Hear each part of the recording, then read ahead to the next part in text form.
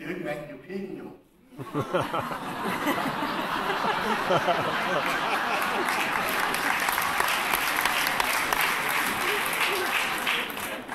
Derfor så er alle mennesker tilfredse.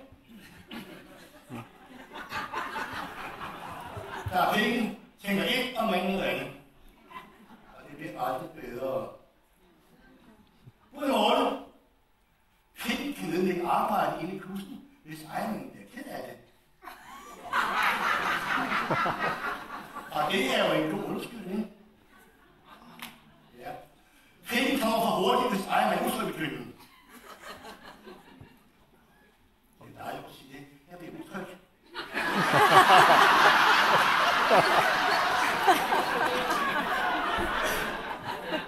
Så det er derfor, at sammenlignen lidt hurtigt i dag, skat. Jeg mangler tryghed. Jeg mangler noget ros og beundring.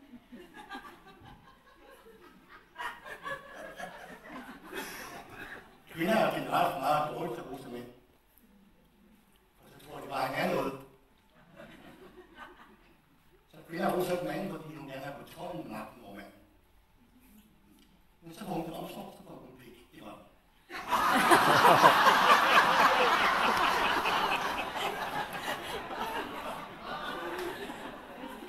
Udover til,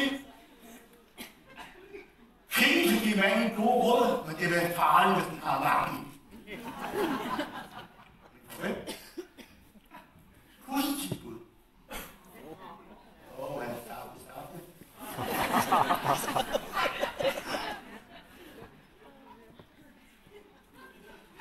Jeg har tit oplevet, at kvinder bliver røde i kussen, når jeg starter hjemme. Ikke fordi jeg rører ikke, men bare fordi de ser mig. At de ser mig, så de er røde i kussen. Jeg var så meget sgu alle vegne. Og det er meget farligt. Jamen, færdig.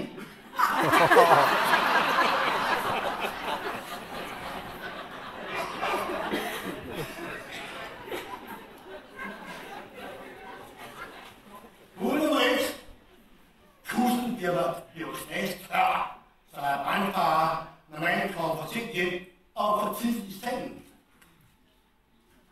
Det vil sige, at han kommer for hurtigt. Så er brandfare og skulle have hans luftfør i nærheden. Uden nummer 2, kussen bliver på deres krammerne gået, når han spørger en indgående, hvad hun tænker på, og hvordan hun har det. Men så vil jeg godt advare. Nu har jeg mange med gulv på mine kurser og uddannelser, ikke? Og hvis du sidder på en plastisk stol, ikke? Så bliver du så våd i kussen og ned i stolen. Det er meget farligt. Så husk, hvis du spørger kvinder mange ting, så kan du sidde på et stofstøv ved siden af.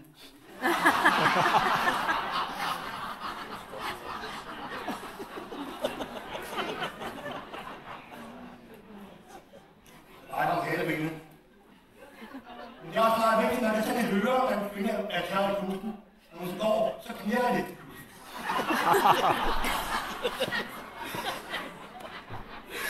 Og det er grunden til, at der ikke er ret mange kvindeindbrudstyve.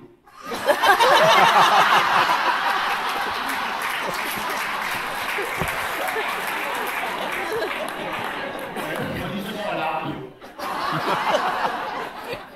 Kvinder kan blive så tør i kussen, hvis det er over hele kaldet. Og så derfor går kvinder så støv af hele tiden. Der er ingen, der opdager, at de tør i kussen jo.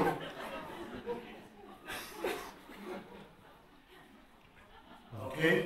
Så det gælder om, det er, om man er på det mange delstoffer og lytte indtil ud af stolen. Ligesom med disken, så er det en forvarmning. Udover sig, kussen står sammen som en røvhul.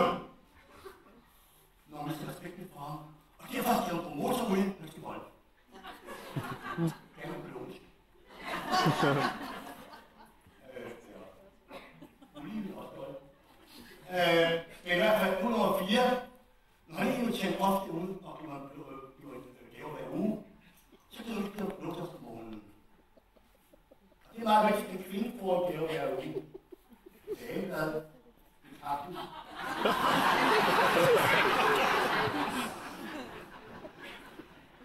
Og det er derfor, hvis man skal date på denne side, så kan jeg skrive, jeg søger en kvinde op i stærkost.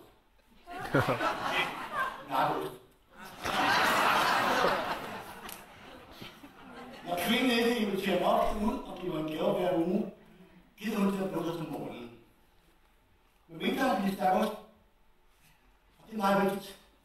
Manden skal give en gave hver uge, det har jeg før. Nu gentager jeg til. Det er ikke så godt, at det kan sige alligevel. Ud over 5. Når jeg kan have en samtale i gang med 30 minutter hver dag, så kan jeg få lov til at gå lidt kusse. Her bliver det igen.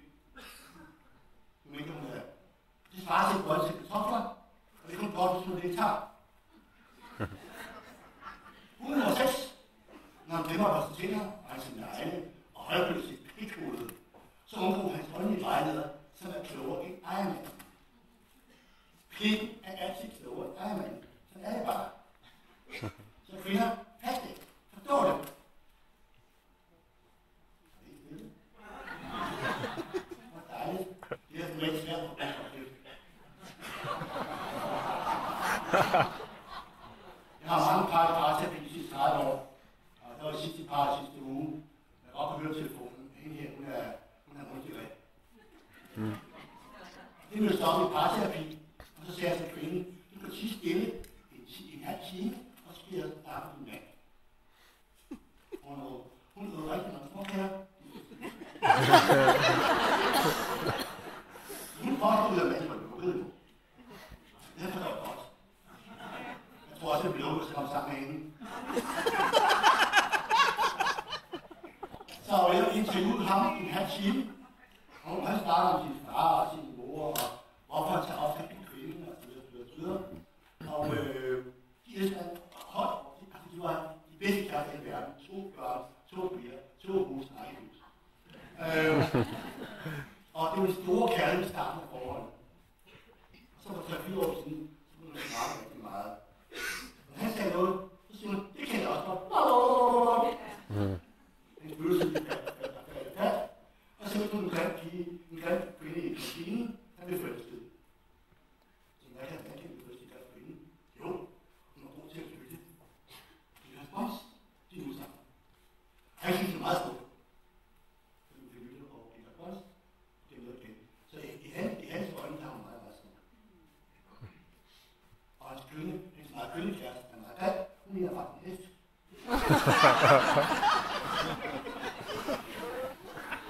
Hun ligner hest, og den ligner en fe fra Jælsøland. Når bud nummer 7, når han glemmer at rose, det hun er god til som mennesker, og øje, så har hun op at rose rundt ham. Vejen til mandens kærlighed er beundring og ros. Og det er ikke sex og mad. Det er, manden skal have ros og beundring hver dag. Det tager CO2-sætning af båndet. Det tager 20 sekunder. Det er en rigtig investering. Men kvinden, man skal gøre det, så tænker man, at det ikke, man er noget. Hun mister magt, kontrol. Pludselig kommer kontakt med sorg og smerte, og hun sidder for ros i andre andre. Vejen til mands kærlighed og omsorg, det er ros og beundring, og det er hver dag. Personlig ros, ikke noget med, at han skulle sammen og søge i. Det er bare ledere. Men, hvad er det for tale med? Hvad er det god til at lytte? Hvad er det god til at være lojal? Hvad er det god til at give respons? Hvad er det god til at stille spørgsmål? Sådan en form for ros. Det gør, at manden så er blevet god til at lide. Selvom man forstår, at det er måske sådan. Kvinden siger til mig, manden forstår højt, og siger, at hun altid godt vil gøre. En mand kan aldrig forstå en kvinde. Maks 50%, hvis han er død. Han siger til hende, nå, det var altid godt. Nå, bare. Han ved bare på, at han får lov at holde med. Men altså, hvad kan jeg så? Han er sådan bange for, at han opdager, at han kan have skidt. Så sidder jeg og kigger på hende. Nå, det var ikke så godt. Nå. Det var altså godt, at hun tager efter problemet. Altså. Nå, så i par til der fortæller jeg kvinden, at manden prøver at lytte den her form af halvdelen maks, og det er 30%. Resten må snakke med hende om. Så det er bare det, for at vide, at han ikke kan forstå halvdelen. Bare forstå halvdelen. Det gør jo så, at han ikke brækker sig på hovedet. Så kan jeg lytte. Jeg siger til ham, forestil dig, at du ser din kvinde stille i dit apparat. Og det Så han må have spørge på sin hylde, fordi hun sidder inde i skærmen jo. Og snakker. Det er jo så sat. Og han ved godt, når man er færdig med at starte, så ved du. Uden årligt, når man bliver forsøgt og ligner 500, så tænker hun den bedste fra lidt på dig. Det er jo talt godt. Uden nummer 9. Når en venner har, synes hun, han er svag og får modelige følelser i stedet for begær. Det er sandt også. Nå, min skat, skal du have et badedag? Husk du at tage en trøje på, det pulser. Og vand der på, vi skal ikke. Det er pulser. Det er godt, vi skal. Okay, den du kan arbejde for det, skat. Husk nu, og husk at tage alle ting i stedet op og tyde. Ud nummer 10. Når det skal klare en butik, og ikke diskutere og debattere med hende, det er det jo til 1 gange 9. Det er meget farligt.